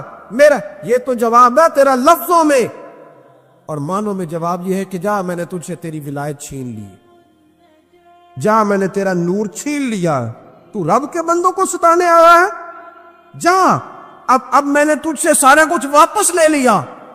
یہ لفظ جب حضرت کی زبان سے نکلے تو اس کا منہ کالا سیاہ ہو گیا, منہ سے پانی کی رطوبتیں نکلنے لگی, وجود کانپنے لگا, پیروں میں گرا. آپ فرمانے لگے اٹھ کے چلا جا, اب معافی اسی وقت ملے گی جب رب تجھے معاف کرے. تو بھاگ جا. چھوٹی بات ہے اللہ کے ولی کے بارے میں ہی گفتگو کرنا, اور لمبی لمبی زبان کھول کے کرنا, اور صبح اور شاموں میں کرنا, اتنے اتنے سخت جملے کہہ دینا. او بھائی, ایم ایل اے کے دوست کے بارے میں تو بات نہیں کر سکتا, تو منسٹر کے یار کے بارے میں بات نہیں کر سکتا, تیری جرت نہیں ہوتی. تو آر پی او اور اسسٹنٹ کمشنر کے یار کے بارے میں بات نہیں کر سکتا, تو بتا تو نے اللہ کے دوست کے بارے میں بات کیسے کر لی, رب کے دوست کے بارے میں. وقت میرا ختم ہو گیا, پر ایک بات سنانی بڑی ضروری ہے. حضرت مرزا مظہر جانے جانا رحمت اللہ علیہ فرماتے ہیں دلی میں ایک درویش, تازی تازی بارش ہوئی تھی تو لکڑی کے جوتے پہنے کھڑاؤں میں اللہ اللہ کرتا گزر رہا. ایک طوائف اور اس کا تماش بین یار سیڑھیوں سے نیچے اتر کے نا, چھت سے نیچے اتر کے سیڑھیوں میں بیٹھے, تو بابا لکڑی کے جوتے پہنے چیکڑ تھا, موج میں جا رہا. اس طوائف کے کپڑوں پہ تھوڑا سا کیچڑ پڑ گیا تو اس کا یار اٹھ کے آیا, اس نے تھپڑ مارا بزرگ کے منہ پہ, کہنے لگا دیکھ کے نہیں چلا جاتا. بابا جی کہنے لگے بیٹے اللہ تیرا بھلا کرے, باقی بوڑھا ہو گئے, اب صحیح نظر نہیں آتا, غلطی ہو گئی. تھوڑا سا آگے گئے تو ٹھنڈ کا موسم تھا, ایک حلوائی دودھ گرم کر رہا تھا. اس نے بابا جی کو آتے دیکھا تو بھاگ کے گیا, بازو سے پکڑا, پھٹے پہ بٹھایا, گرم گرم دودھ کا پیالہ دیا. بابا جی نے بسم اللہ شریف پڑھ کے دودھ پیا, پورا پیالہ پی کے کہنے لگے یا اللہ تو کتنا بے نیاز ہے, کہیں دودھ پلاتا ہے کہیں تھپڑ مرواتا ہے, نہ میں اسے جانتا ہوں نہ اسے جانتا ہوں, اس نے تھپڑ مار دیا, اس نے دودھ پلا دیا. بابا جی وہیں بیٹھے تھے تو پیچھے سے لوگ دوڑے آ کے, نے آگے کہا بابا اللہ کے ولی بد دعا تو نہیں دیتے. فرمایا کیا ہوا؟ کہا وہ جس نے آپ کو تھپڑ مارا تھا نا وہ چھاچ پہ چڑھا ہے, اس کا پیر پھسلا ہے, گردن کے بل گرا, من کا ٹوٹ گیا تو مر گیا ہے. بابا جی کہنے لگے اللہ کی قسم میں نے کوئی بد دعا نہیں دی. کہا نہیں آپ نے دی ہے. فرمایا نہیں دی. اس نے کہا دی ہے. تو بابا جی کہنے لگے پھر اصل بات سنا دوں. کہا سناؤ. فرمانے لگے اصل بات یہ ہے کہ میرے پیروں سے مٹی اڑی, اس کے یار کے کپڑوں پہ پڑی، اسے برا لگا تو اس نے مجھے مارا، جب اس نے مجھے مارا تو پھر میرے یار کو برا لگا، پھر میرے یار کو برا لگا، اس نے اسے مار دیا، میں نے تو لفظ بھی ادا نہیں کیے۔ لیکن کوئی اللہ کے ولیوں کو لاوارث نہ سمجھے، اس لیے کہ جب رب کریم کے ولی کے دل کو تکلیف ہوتی ہے تو پھر عرش کا مالک بدلے لیتا ہے۔ پھر اللہ کہتا ہے میرا اعلان جنگ ہے، پھر تو تیاری کر، پھر میں تجھے بتاؤں گا کہ ساری دولتیں، سارا کچھ تیرے گھر میں، پر رات کی نیند نہیں تیرے پاس، پھر ہر سہولت ہوگی پر روح کا سکون۔ تھوڑا سوچ کے بولیں، تھوڑا احتیاط سے بولیں، تھوڑا تول کے بولیں، کہیں ایسا نہ ہو کہ ایک فکرہ کسی اللہ کے بندے کی بے ادبی کا سبب بنے۔ آج بھی لوگ، میں کہتا رہتا ہوں اور یہ میرا بڑا درد ہے، میں کہتا رہتا ہوں یہ تیز لوگوں کا زمانہ، لوگ وہاں بھی چالاکی دکھانے کی کوشش کرتے ہیں جہاں بالکل بنتی نہیں، اور جہاں وہ گر جائیں گے چالاکی دکھائیں گے تو وہ سادگی، وہ خوبصورتی، وہ عاجزی، وہ شرافت، پتہ نہیں کیوں ہم یہ چاہتے ہیں کہ ہم اپنی مرضی سے زمانے کو جیت لیں۔ ایسا نہیں ہوتا۔ اس کا نقصان یہ ہوتا ہے کہ جب کوئی انسان عقل کے زور پہ چلنا شروع کرتا ہے تو اس کی عقل کسی کو بھلا کیا تکلیف دے گی، اسے خود ہی بڑی تکلیف دیتی، اسے خود محسوس ہونے لگتا ہے کہ میں کوئی نارمل زندگی نہیں گزار رہا بلکہ مجھے تو کوئی اداکاری کرنی پڑ رہی۔ حضرت ابوبکر صدیق رضی اللہ تعالیٰ عنہ نے اس زمانے میں جب سارے لوگ کچھ اور کہہ رہے تھے، آج لوگ کہتے ہیں نا یہ سارا زمانہ ادھر جا رہا ہے، لیکن یہ ان کے ایمان کا کمال ہے کہ سارے لوگ کسی اور سمت جا رہے تھے، حضور سید عالم علیہ السلام نے واپس آ کے جب معراج شریف کی بات کی تو اس کی سب سے پہلے تصدیق جناب صدیق اکبر نے فرمائی۔ اللہ کریم نے فرمایا والذی جاء بالصدق وصدق بہ، ایک وہ ہیں جو سچ لے کے تشریف لائے اور ایک وہ ہیں جنہوں نے اس کی تصدیق کی، اولئک ھم المتقون، دونوں ہی پرہیزگار ہیں، یہ پرہیزگار ہیں، اللہ سے ڈرنے والے، غیر مشروط محبت اور لا محدود وفاداری، غیر مشروط۔ ہم نہ شرطیں لگا کے پیار کرتے ہیں، شرطیں لگا کے نماز پڑھتا ہوں تو میرے رزق میں برکت بھی ہونی چاہیے، بھئی نہ برکت ہوگی تو نہیں پڑھو گے، سوال ہے۔ میں اب نیک کام کرتا ہوں تو لوگ میری عزت بھی کریں، تو اگر لوگ عزت نہیں کریں گے تو نیک کام چھوڑ جائیں گے، یہ شرطیں ہم نے لگائی ہیں۔ اس لیے ہم کئی دفعہ محبت نہیں کر رہے ہوتے، تجارت کر رہے ہوتے، تجارت، اور تجارت ٹھیک ہے، پھر اگر آپ کسی کے ساتھ تجارت کر رہے ہیں تو سامنے والا بھی تجارت ہی کر رہا ہے، پھر سودا بیچ لو، سودا خرید لو، سودا خرید لو، سودا بیچ لو، یہی کچھ ہوگا۔ حضرت ابوبکر صدیق رضی اللہ تعالیٰ عنہ نے غیر مشروط محبت کی، غیر مشروط، یعنی جو حضور نے کہہ دیا انہوں نے کہا حضور بالکل ہی ٹھیک ہے، جو سرکار دو عالم صلی اللہ تعالی علیہ وسلم نے فرما دیا کہ حضور آپ جو کہیں گے ہو جائے گا، کوئی لیتا نہیں، کوئی لالا نہیں، کوئی اگر نہیں، کوئی مگر نہیں، کوئی ایسے کیسے، بس جو فرما دیا ٹھیک ہے، جیسے کر دیا ٹھیک ہے، جس انداز میں بات کر دی ٹھیک ہے۔ حضور نے کہا کہ جہاد پہ چلنا ہے چلتے ہیں، اب حدیبیہ میں صلح کرنی ہے، حضور ٹھیک ہے کر لیتے ہیں۔ حضرت عمر کہتے ہیں میں نے کچھ اپنے مشورے پیش کیے کہ اس طرح کر کے چلنا چاہیے، پر ابو بکر صدیق نے کہا نہ بھائی جو کریم فرما دے وہی ٹھیک ہے، ہم نے نہ کبھی قطرے پہ غور کیا اور نہ دریا دیکھا، بس جہاں تیری جھلک دیکھی وہیں ڈوب گئے۔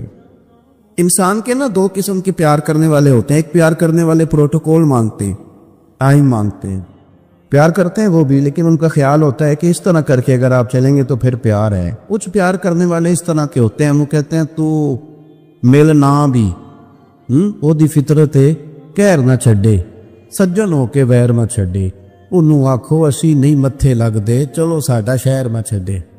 کچھ لوگ ایسے ہوتے ہیں کہتے ہیں مل نہ بھی یار کوئی عرض نہیں، لیکن اس طرح کر کہ پیار تیرے ساتھ قائم رہے گا، تو سلام لے پھر بھی تیری مرضی، اور پھیر کے گزر جا پھر بھی تیری، غیر مشروط محبت، شرط والی نہیں۔ پھر کیا ہوتا ہے کہ آپ کسی پہ بوجھ نہیں بنتے، آپ کسی کو تکلیف نہیں دیتے، آپ کسی کو اذیت نہیں دیتے، لیکن اگر آپ بوجھ بنیں گے، آپ اپنا آپ بتائیں گے، اپنا آپ دکھائیں گے، اپنا آپ مسلط کریں گے، محبت کمزور ہو جائے گی۔ نبی پاک صلی اللہ تعالی علیہ وسلم کی نا آپ کو 20 حدیثیں ملیں گی جناب صدیق اکبر رضی اللہ تعالیٰ عنہ کی شان میں، اور ظاہر ہے جو پڑھنے والا ہے جتنا زیادہ مطالعہ رکھتا ہے اتنی زیادہ چیزیں ملیں گی۔ میں کھڑا ہو جاتا ہوں نا جو حدیث پڑھ کے، اور جو میری بڑی تربیت کرتی ہے، اور میں سمجھتا ہوں کہ یہ جو انفرادی زندگی ہے نا ان کی، یہ جو انوکھا رنگ ہے یہ بڑا نرالا ہے۔ حدیث پاک سنیے گا اور اس کے پہلوؤں پر غور فرمائیے گا۔ نبی پاک صلی اللہ تعالی علیہ وسلم فرماتے ہیں میرے پاس جس کا بھی مال آیا نا میں نے امانت سمجھ کے خرچ کیا۔ مال غنیمت بھی آیا ہے، حضرت عثمان غنی نے بھی مال دیا، جناب عبد الرحمن ابن عوف نے بھی مال دیا۔ جس بندے کا بھی مال آیا ہے نا میں نے امانت سمجھ کے خرچ کیا ہے۔ کیا لفظ ہیں، کیا حسن ہے، کیا تاثیر ہے، کیا اپنائیت ہے۔ حضور فرماتے ہیں جس کا مال آیا اور لوگوں میں نے امانت سمجھ کے خرچ کیا، پر جب ابو بکر کے پیسے آئے نا میں نے اپنے سمجھ کے خرچ کیے۔ یہ اپنے، ان کا کوئی مسئلہ نہیں۔ میں نے کہا کہ میں یہ نہیں کہتا کہ یہ سب سے بڑی فضیلت کی حدیث ہے، علماء کی اپنی اپنی رائے ہے۔ جو حدیث پاک پڑھنے والے لوگ ہیں طلباء اساتذہ ان کی اپنی، میری یہ رائے ہے کہ یہ جو جملہ ہے نا یہ والا، یعنی جس کے مال کوئی بندہ اپنا مال کہہ لے، دیکھیں نا کچھ جگہوں پہ آپ پوچھتے ہیں کہتے ہیں یار یہ ذرا ضرورت ہے مہربانی کر، اور کچھ پیسے ایسے ہوتے ہیں آپ اٹھا لیتے ہیں کہتے ہیں کچھ نہیں کہنا۔ یہ حد ہے اپنائیت کی۔ حضرت صدیق اکبر کے بارے میں میرے کریم نے فرمایا کہ میں نے جب اس کے پیسے آئے ہیں نا تو مجھے یوں لگا یہ اس کے نہیں یہ میرے ہیں، میں نے اپنے سمجھ کے نا، اللہ کرے میں آپ کو سمجھا سکوں گا، جس کی چیزیں مدینے والے کی اپنی چیزیں کہلائے، جس کی چیزیں حضور کی اپنی چیزیں کہلائیں۔ اب بات کو سمجھے، حضرت ابو بکر صدیق نے غیر مشروط محبت کی، لا محدود وفاداری کی، بغیر ہیل و حجت کے پیار کی، صبح شام دوپہر ہر چیز کریم کے نام کر دی۔ حضرت ابو بکر صدیق رضی اللہ تعالیٰ عنہ مالدار بھی تھے، سمجھدار بھی تھے، تاجر بھی تھے۔ لوگ سارا کچھ دیکھ داکھ کے نہیں چلتے، نفع نقصان سوچ کر نہیں آگے بڑھتے، لیکن حضرت صدیق اکبر نے تو کوئی چیز دیکھی نہیں، کوئی چیز نہیں دیکھی۔ اور لوگ اس وقت آتے ہیں جب رش بڑھ جاتا ہے، شہرت عام ہو جاتی، جب لوگ دیکھتے ہیں نا کہ اب یہاں شہد بہت زیادہ ہے تو مکھیاں پھر جوش مارتی ہیں کہ پہنچنا چاہیے۔ لیکن جناب صدیق اکبر تو اس وقت آئے جب مار کھانے کے دن تھے، اس وقت آئے جب بڑی اذیتیں مسلمانوں کو دی جاتی تھی، اپنا مال، اپنے بچے، اپنا قبیلہ، اپنی بیٹیاں، اپنا سارا گھر، اپنا سارا خاندان، ہر چیز لا کے کریم محبوب کے قدموں میں رکھ دی۔ اور پھر یہ کہ حضور کی خدمت کی اس انداز میں زیادہ فرق نہیں ہے۔ عمر بظاہر نبی پاک صلی اللہ علیہ وسلم سے 2.5-2.5 سال ان کی کم ہے، لیکن غار ثور میں جو لوگ گئے ہیں وہ جانتے ہیں کہ وہ بڑا مشکل رستہ ہے، ابھی بھی بڑا مشکل ہے، حالانکہ رستے بن گئے۔ چلے ایک بات اور بھی کہہ لیتے ہیں تجربے کی ہے کہ حالانکہ رستے بن گئے، حالانکہ اس کے لیے بڑے بڑے چندے بھی اکٹھے ہو گئے، بڑے بڑے چندے۔ اتنی دفعہ مجھے کچھ موقع ملا ہے تو میں نے تو یہی دیکھا ہے جی رستہ بن رہا ہے، آ جائیں ذرا آپ بھی اس میں شامل ہو جائیں۔ چندے والا معاملہ بھی بڑا سپر ہے، کس کس انداز میں لوگ جمع کرتے ہیں۔ رستہ بن گیا ہے، لوگوں کے لیے آسانیاں ہو گئی ہیں، ہاتھ کے اندر بڑی بڑی روشنیاں ہیں، کھانے پینے کا رستے میں موقع ملتا ہے، آسانیاں سہولیات ہیں۔ لیکن جناب صدیق اکبر کہتے رات کی تنہائی میں جب میں نے حضور کے مقدس قدموں میں ورم دیکھا، تکلیف دیکھی، تو میں نے کہا حضور مہربانی کریں آپ میرے کندھے پہ نہیں آ جاتے۔ کندھے پہ اٹھایا حضور کو، پباں پار قدم نہیں جے لاؤندا تے سور پہاڑ تے چڑھیا جاندا تے او پیا جاندا تے یار ندی دا تے اے اصلی دلدار نبی کا۔ کنوں پہ بٹھا کے نا حضور کو تو غار میں لے گئے۔ اب ایک اور بات بھی ذرا سمجھنا، وہاں جا کے نا تو حضور کو بٹھا لیا، کہنے لگے تو آپ ذرا ٹھہرے میں انتر دیکھتا ہوں، کوئی چیز ہو نا کبھی میں پہلے صفائی کر لوں، کوئی چیز تکلیف دینے والی ہو تو مجھے تکلیف دے۔ پہلے اندر گئے، صفائی کی، جھاڑ پونچھ کی، پھر حضور کو بلایا۔ ہمارے علماء نے یہاں ایک نقطہ لکھا ہے، وہ کہتے ہیں غار ثور میں پہلے جناب صدیق اکبر گئے پھر حضور گئے۔ پھر سمجھنا بات کو، پہلے جناب صدیق اکبر گئے پھر حضور گئے۔ اس کا مطلب ہے جہاں حضرت صدیق اکبر پہنچ جائے نا وہاں حضور بھی آ جاتے ہیں۔ تو علماء کہتے ہیں تو اپنے دل میں نا جناب صدیق اکبر کے لیے جگہ بنا، مدینے والے بھی تیرے دل کو پسند فرما لیں گے۔ جگہ بنانا جناب صدیق کے لیے، اپنے دل میں جگہ بنانا، اس شخص سے پیار کر۔ حضرت صدیق اکبر تو امت کے استاد ہیں، جس نے ادب سیکھا ہے حضور کا جناب صدیق اکبر سے سیکھا، جس نے وفاداری سیکھی اس نے جناب صدیق اکبر سے سیکھی، جس شخص نے نبی پاک علیہ الصلوۃ والسلام کی اتباع سیکھی اس نے جناب صدیق اکبر سے سیکھی۔ اپنی زندگی کو باندھ کر حضور کے قدموں میں گرا دیا، جس طرح حضور نے فرمایا، جس مقام پہ حضور نے فرمایا، جو نبی پاک نے چاہت کی، جس طرح رسول پاک صلی اللہ علیہ وسلم نے پسند فرمایا، کسی نے ایک دن پوچھا تھا سب سے زیادہ خوش کس دن ہوئے؟ فرمانے لگے میں حضور کو نا مکے سے مدینے لے کے جا رہا تھا، تو گرمی بڑی شدید تھی، 2-3 دفعہ میں نے دیکھا تو حضور کے چہرہ نور پہ مجھے پسینہ نظر آیا۔ اب میں ڈھونڈنے لگا کہ کوئی ٹھنڈی چیز ملے نا تو میں حضور کو پیش کروں۔ خشکی جو ہوتی ہے نا خشکی، تو یہ تو ویسے ہی بڑی تکلیف کرتی ہے۔ خشکی اگر جسم پہ کبھی ہو جائے نا تو بندے کہیں جم کے بیٹھنا بڑا مشکل ہو جاتا ہے۔ خشکی جو ہو جاتی ہے، خشکی جسم پہ ہو جائے تو بڑا تنگ کرتی ہے، تو اگر کسی کے دماغ میں ہو جائے تو پھر تو بڑی خرابی کرتی ہے۔ یہاں نا لوگوں کو خشکی ہو گئی ہے دماغ میں بہت زیادہ، بڑی، اور اتنی زیادہ ہے بعض لوگوں کو کہ شاید ان کو نہلا دیں سرسوں کے تیل میں تو پھر بھی نہ ٹھیک ہو۔ خدا کے بندے سمجھتے ہی نہیں، اس شخصیت کے بارے میں لب کشائی کرتے ہو، ان کے بارے میں جن کے بارے میں میرے کریم رسول علیہ السلام نے فرمایا میرے ساتھ جس نے نیکی کی میں نے بدلہ دے دیا، ابو بکر کا بازو پکڑ کے اللہ کی بارگاہ میں لے جاؤں گا، کہوں گا یا اللہ تو ہی اسے احسانوں کے بدلے عطا فرما۔ کیا بات کرتے ہیں، اس شخص کی اتنی خشکی ہو گئی ہے دماغوں میں، سوچنا سمجھنا ہی لوگوں نے چھوڑ دیا ہے۔ حضرت سیدنا ابو بکر صدیق کہتے ہیں میں دیکھ رہا تھا گرمی بڑی شدید ہے، لوگ کہتے ہیں جی آپ حدیث پاک بیان کریں، آپ ان کا کوئی کلام سنائیں، تو میں کیا کرتا ہوں ذات سے پیار نہ ہو تو بات سے بھی نہیں ہوتا، پہلے ذات سے پیار کر لو پھر ان کی بات سے بھی پیار۔ یہ دیکھو نا جناب صدیق اکبر رضی اللہ تعالیٰ نے تبلیغ نہیں کر رہے، اس وقت وہ دعوت دین نہیں دے رہے، بتا کیا رہے ہیں؟ کہتے ہیں بار بار چہرہ دیکھتا تو حضور سید عالم صلی اللہ تعالیٰ علیہ وسلم کو نا پسینہ مبارک آ رہا تھا، تو میں کوئی چھاؤں ڈھونڈنے لگا، ایک جگہ میں نے دیکھا ایک ڈھلان ہے پہاڑ کی، اس کے نیچے کوئی جگہ دی، میں نے جا کے جلدی سے صاف کی، میں نے وہاں کوئی چیز بچھائی، ایک روایت ہے چمڑے کا بستر بچھایا اور ایک میں آتا ہے کہ اپنی چادر اتار کے بچھائی، امامہ کھول کے بچھایا، کریم محبوب صلی اللہ تعالیٰ علیہ وسلم کو وہاں لٹایا۔ کہتے اب میں ڈھونڈنے لگا کوئی ٹھنڈی چیز مل جائے گا۔ ہاں میری بات کو سمجھے، جس طرح کوئی لاڑ نہیں لڑاتا کسی کے، جس طرح اماں بڑا پیار کرتی ہے تو وہ خیال نہیں کرتی اس کی دھوپ کا، چھاؤں کا، کپڑے کا، آنے کا، بیٹھنے کا۔ وہ کسی نے کہا تھا کہ ٹوٹ جانوں میں کھلونوں کی طرح ہوتا ہے، آدمی عشق میں بچوں کی طرح ہوتا ہے، ٹوٹ جانے میں کھلونوں کی طرح ہوتا ہے، اور آدمی عشق میں بچوں کی طرح وہ ضدیں کرتا ہے، نہیں میں نے اماں کے پاس ہی جانا ہے، نہیں میں نے اماں کے پاس ہی جانا ہے، کیونکہ آدمی عشق میں بچوں کی طرح ہوتا ہے۔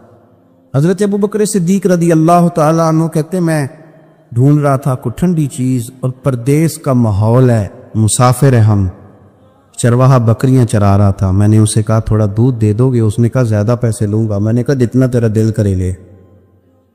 لیکن جب وہ دودھ دھونے لگا تو میں نے کہا کہ پہلے ہاتھ بھی دھو لے، پیالہ بھی دھو لے۔ کہنے لگا یار بڑے پاک صاف ہو، میں نے کہا نہیں تجھے نہیں پتا، جن کے لیے لے کے جانا ہے نا انہیں اللہ نے بڑا پاک صاف پیدا فرمایا ہے۔ فرماتے ہیں مجھے کہنے لگا خود ہی دودھ دھو لو، پہاڑ کے پیچھے کنواں تھا، اس نے کہا بڑی دور ہے، میں نے کہا تو دور نہ بتا بس ایڈریس بتا۔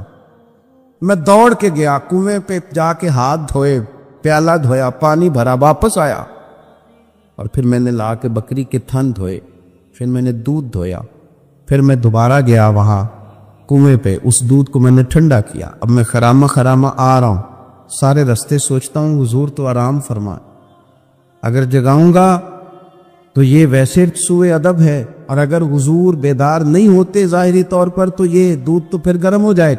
اسی کشمکش میں گزری میری زندگی کی راتیں، کبھی پیچ و تاب راضی، کبھی سوز و ساز رومی، کہ تیسی کیفیت میں پیچ و تاب میں گزر رہا تھا، جا کے کریم کے سرانے کھڑا ہی ہوا تھا کہ حضور نے آنکھیں کھول دی۔ کیا لائے ہو؟ کہتے ہیں گھٹنوں کے بل بیٹھ کے جب میں نے وہ دودھ پیش کیا نا، اور حضور نے مقدس ہونٹوں کے ساتھ وہ دودھ لگایا، اور جب پہلا گھونٹ ٹھنڈے دودھ کا حضور کے مقدس حلق سے اترا تو سرکار کے چہرے پر جو میں نے روشنی اور خوشی کے آثار دیکھے، کہتے ہیں لوگوں تمہیں کیا بتاؤں، وہ تنہائی تھی، ایک میں تھا حضور تھے۔ اس دن میں اتنا راضی ہوا نہ اس سے پہلے کبھی ہوا تھا نہ اس کے بعد کبھی ہوا۔ نبی پاک صلی اللہ تعالیٰ علیہ وسلم کی رضا چاہنے میں جلدی کرنا، حضور سید عالم علیہ السلام کی غلامی میں رہنا، اور پھر اپنے آپ کو انہوں نے سنوار لیا، اپنے آپ کو ڈھال لیا محبوب کی رضا۔ سردار تھے، اعلیٰ کپڑے پہنتے، حضور کی غلامی میں آ، پھر انہوں نے اس طرح کی کیفیت بنائی کہ حضور کی امت سے پیار شروع کیا۔ مدینے کے غریب گھروں میں کوئی یتیم بچیاں تھی تو ان کے گھر کا دودھ بھی دھو کے آیا کرتے تھے، دودھ دھو کے دے دیتے، تم پی لو کچھ بیچ لو۔ جب آپ خلیفہ بن گئے تو بچیاں آئیں کہنے لگی ابو بکر آپ پہلے آیا کرتے تھے ہمارے گھر میں کام کر جاتے تھے، اب تو آپ امیر بن گئے، ابھی بھی آئیں گے؟ تو حضرت صدیق اکبر کچھ غم تازہ تھا، حضور کے وصال ظاہری کو چند دن ہوئے تھے، آنسوؤں سے آنکھیں بھر گئیں اور چہرہ صاف کرتے ہوئے کہنے لگے پتر پہلے تو میں اپنی مرضی سے آتا تھا، اب تو حضور کی امت نے میری ڈیوٹی لگا دی، اب تو میری مدینے والے کی امت کی نوکری کرنا ڈیوٹی لگ گئی، اب تو میں ڈیوٹی سمجھ کے آؤں۔ عاجزی، انکساری، سادگی، تھوڑا کھانا۔ ہمارے ہاں نا لیول بدلتا ہے، ہم کہ سوچیں بدلتی، گاڑیاں بدلنے والے لوگ اپنا ذہن بھی بدلنے لگ جاتے ہیں۔ بہت زیادہ کپڑے تبدیل کرنا جائز ہے، لیکن بہت زیادہ دوست تبدیل کرنا کوئی اتنی اچھی بات نہیں۔ بہت زیادہ اچھے سے اچھے مکانوں میں چلے جانا تو درست ہے، لیکن اپنے پچھلے محلے کو بھول جانا اور وہاں بسنے والے لوگوں کو پینڈو کہہ کے طنز کرنا اور وہاں کے لوگوں پہ تنقید کرنا، یہ اخلاقی طور پر چھوٹے لوگوں کا طریقہ ہے۔ بڑے لوگ یہ کام نہیں کرتے، وہ اپنی اصل پہ قائم رہتے، انہیں اپنی پچھلی یادیں وقار کے ساتھ اور فخر کے ساتھ یاد رہتی اور وہ حسین لمحات میں اپنے آپ کو محسوس کرتے ہیں جب واپس پلٹ کر کے جاتے ہیں۔ حضرت ابو بکر صدیق رضی اللہ تعالیٰ عنہ امیر المومنین بن گئے، بہت بڑا درجہ ہے، اور آج کل کی عمارتیں نہیں۔ آج جس طرح لوگ امیر ہوتے ہیں نا، 4 پائے ہوتے ہیں کرسی کے، تو جو بھی وزیر اعظم بنتا ہے ایک پایا اس کا ہل ہی رہا ہوتا ہے، تو وہ ملک سنوارنے سے زیادہ اس پائے کی بیچارہ فکر میں رہتا ہے کہ کہیں میری کرسی نہ گر جائے۔ کام کیا کرنا ہوتا ہے، حکومت اپوزیشن اپنے رٹوں سے نہیں نکلتی، قوم کا ملت کا کیا سوچے، سارا دن ایک دوسرے کے بارے میں سوچ کر کے ٹائم گزار۔ لیکن حضرت ابو بکر صدیق خلیفہ بنے تھے جہاں امیر کی اطاعت واجبات میں سے تھی، لوگ ان کی بات پر سر تسلیم خم کرتے تھے۔ خلیفہ کے بہت سارے حقوق دین نے بیان کیے، اولی الامر کے تحت آپ کی بڑی شان کی، لیکن زندگی وہی سادگی والی، انداز وہی عاجزی والا، طریقہ وہی۔ آپ نے پانی مانگا، مجھے پانی چاہیے، امیر المومنین ہے، کتنی کتنی چیزیں ہیں، اب تو عام سادے لوگوں کے گھروں میں بھی فریزر میں کیا کچھ پڑا ہے اور چیزیں کھانے کی باری نہیں آ رہی، تو پانی مانگا تو کسی نے نا شہد اور دودھ پیش کیا۔ بڑی بڑی چیزیں ہوتی ہیں نا الگ سے بڑے لوگوں کے لیے، دودھ اور شہد پیش کیا تو جناب صدیق ایک پر رو پڑے، فرمانے لگے نہیں پانی لاؤ۔ حضور یہ چلیں آپ نہ پیئے، پر رونے والی کیا بات ہے؟ فرمانے لگے مجھے ڈر لگتا ہے میں کہیں دنیا دار نہ بن جائے، لے جاؤ۔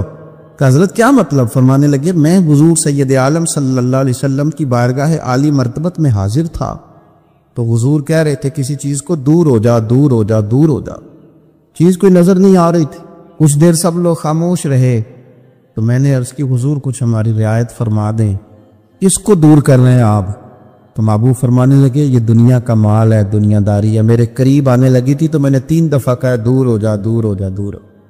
فرمایا جب اسے کریم نے اپنے قریب نہیں کیا تو ہم دنیا کے معاملے میں اتنے محو ہو جائیں، طرح طرح کے کھانے، طرح طرح کے لباس، طرح طرح کے ہمارے اٹھنے بیٹھنے، اب کہاں میں نے نہیں دیکھا اب کوئی شخص ایسا ہو جو جوتے گانٹ کے پہنتا ہو، ورنہ تو ایک پورا پورا تھیلا لے کر کے جاتے تھے موچی کے پاس کہ ہمارے جوتے گانٹ تھے۔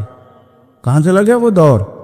اور اس کے باوجود غربت کا رونا پہلے سے زیادہ رویا جا رہا ہے، پہلے سے زیادہ غربت کا رونا رویا جا رہا ہے۔ حضرت صدیق اکبر رضی اللہ تعالیٰ عنہ، عشق اگر عروج کا ہے تو اتباع کا جو جذبہ ہے اپنے آپ کو زیادہ نہ پھیلائیں، سہولیات کا اپنے آپ کو زیادہ عادی نہ کریں، پروٹوکول کا اپنے آپ کو عادی نہ کریں۔ عزتیں اللہ کی بارگاہ عالی مرتبت سے ملتی ہیں، لیکن اپنے اصولوں پہ قائم رہے۔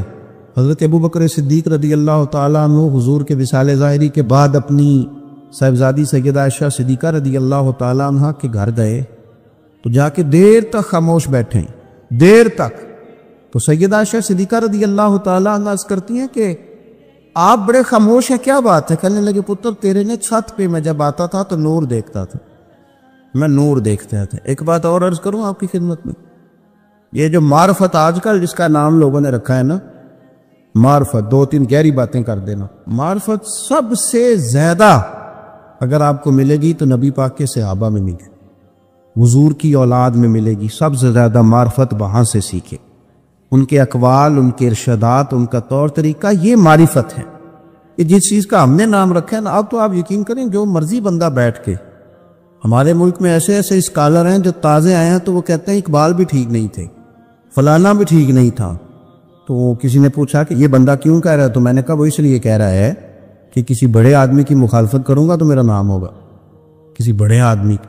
سستی شہرت حاصل کرنے کے لیے لوگ بڑی بڑی کہانیاں گھڑتے، اصل معرفت وہی ہے جو مصطفیٰ کریم نے بتائی، اور صحابہ کرام علیہم رضوان نے اسے ہم تک پہنچائے۔ مہربانی کریں، کسی نئے رنگ روپ کی کوئی زیادہ ضرورت نہیں ہے۔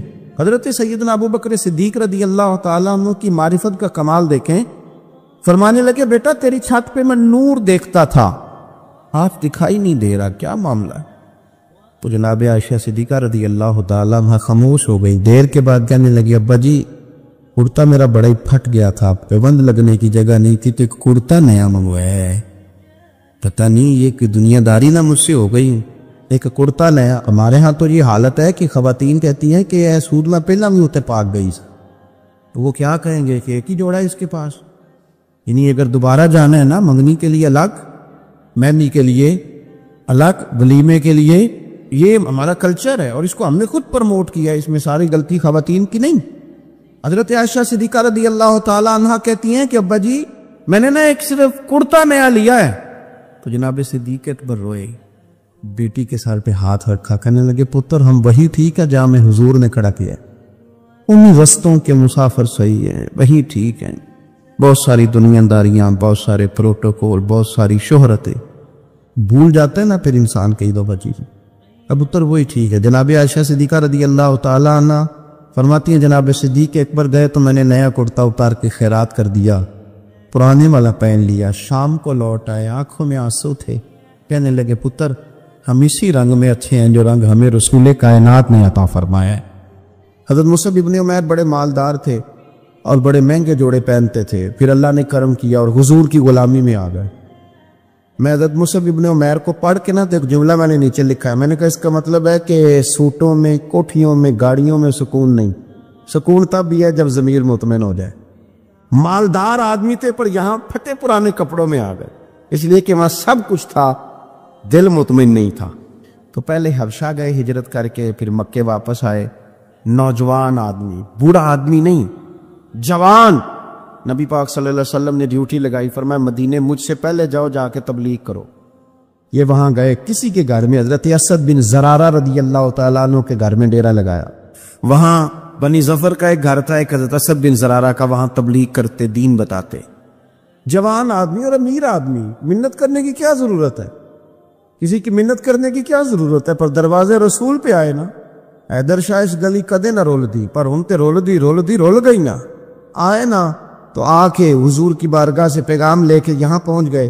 حضرت اسد بن زرارہ کے گھر میں ان کا قیام تھا رضی اللہ تعالیٰ، وہ مسلمان ہو چکے تھے، اور ان کی خالہ کے بیٹے تھے حضرت سعد بن معاذ، جو قبیلہ بنو اشہل کے سربراہ تھے، اپنے قبیلے کے سردار تھے، اور خالہ کے بیٹے تھے۔ وہاں آ گئے، حضرت مصعب بن عمیر نے تبلیغ شروع کر دی۔ شروع میں غریب لوگ کلمہ پڑھنے والے تھے، بات ذرا پھیلنے لگی تو حضرت سعد بن معاذ نے خود نہیں کہا، خالہ کے بیٹے تھے نا، کہا وہ ناراض نہ ہو جائے۔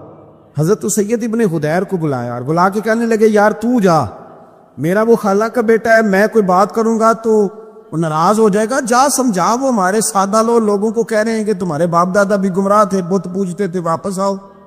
تو وہ تو ایک نئی ترانے لا دیں، جا کے۔ اب وہ بھی سردار بندے تھے۔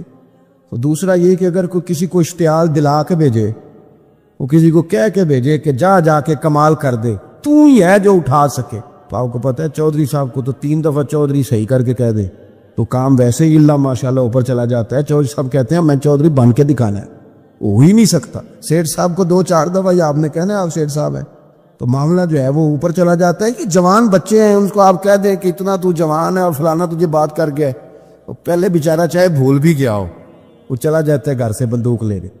انہوں نے کہا تو ہی اٹھا سکتا ہے، پورا ان کو تیار کر کے بھیجا تو وہ ڈنڈا لے کے آئے اور سخت بات کی آ کے حضرت مصعب بن عمیر کے ساتھ، حالانکہ یہ بھی بڑی امیر ماں کے بیٹے، اور بڑے عجیب جملے کہے کہ کوئی کام نہیں ملا تو اب یہ شروع کر لیا تم لوگوں نے، بڑی باتیں کی، پورا غصہ لے گیا نا۔ یہ بھی ایک لہجہ تھا جواب میں حضرت مصعب ابن عمیر کا بھی لہجہ تھا، اور باتیں کرتے رہے تو یہ ہنستے رہے، تو یار اسے رستے کا مسافر ہی نہیں، یہ تو ان کو پوچھنا جو مسافر ہیں، کہہ جو کہنا ہے، تو تر شروع ہو کے گالی ہزار دے، یہ وہ نشہ ہی نہیں جو کوئی ترشی اتار دے، تو کر جو تو نے بات کرنی ہے وہ کرتے رہے۔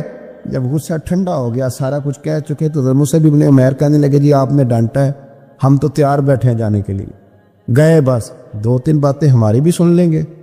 میں کہا سنائیے، 2-3 آیتیں پڑھی قرآن پاک کی، تھوڑا سا حضور کی سیرت نور کو چھیڑا تو وہ ڈنڈا انہوں نے پھینک دیا، فرمانے لگے اس دین میں داخل ہونا ہو تو طریقہ کیا ہے؟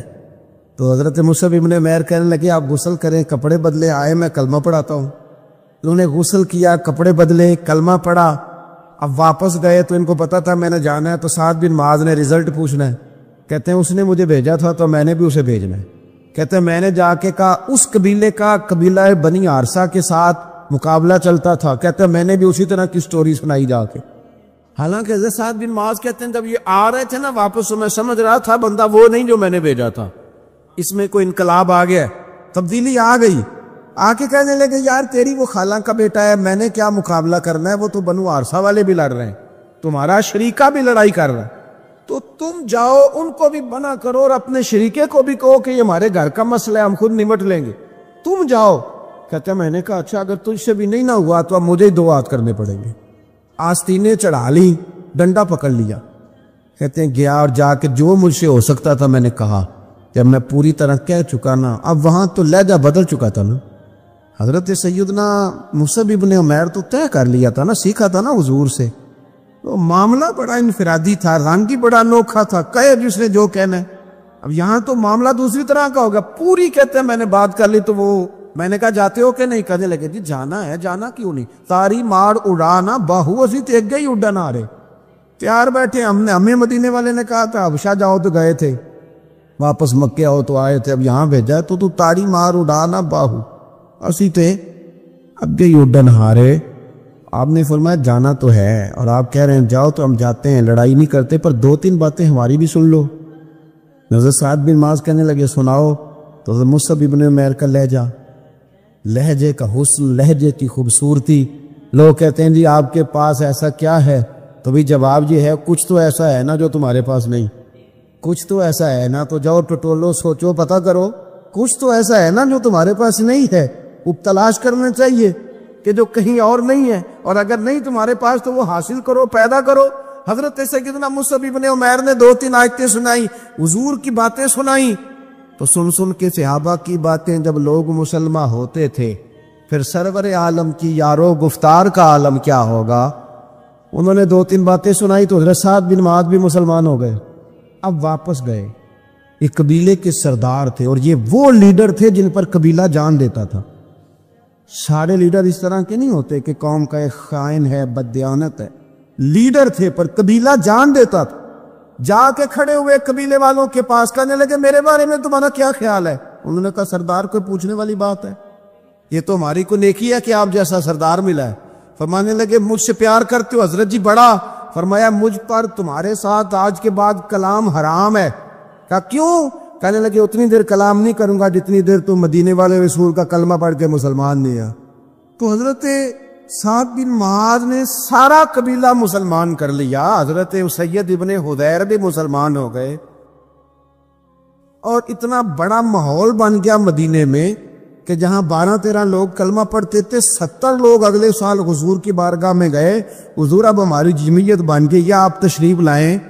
اگر سارے اس میں کردار دیکھو گے تو حضور کے کرم سے جو لہجہ دیا تھا نا اللہ نے حضرت مصعب ابن عمیر کو، یہ اس لہجے نے، اس کچھ ان کے خلق نے کر لی اور کچھ ان کے پیار نے کر لی۔ حضرت انس بن مالک رضی اللہ تعالیٰ عنہ یہ بڑے خوش نصیب خوش بخت انسان ہیں، کہتے ہیں میری اماں خود مجھے حضور کی بارگاہ میں چھوڑ گئی تھی کہ یا رسول اللہ یہ آپ کی خدمت کرے گا۔